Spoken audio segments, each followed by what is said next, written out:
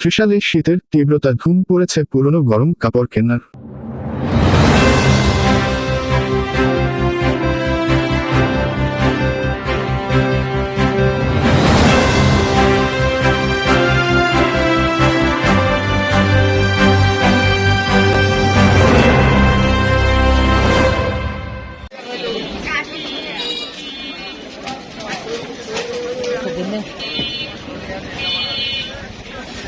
সারা দেশের ন্যায় ত্রিশালে বেড়েছে শীতের তীব্রতা। এতে অভিজাত বিপণী বিতানের পাশাপাশি ফুটপাতে বেড়ে গিয়েছে শীতের পোশাক বিক্রি। ছেলে, বুড়ো, নারী, পুরুষ সবাই নিজের এবং পরিবারের সদস্যদের জন্য শীতের জামা কাপড় কিনছেন। তাই সকাল বিকালে ফুটপাতগুলোতে জমে উঠেছে শীতের কাপড় বেচাকেনা।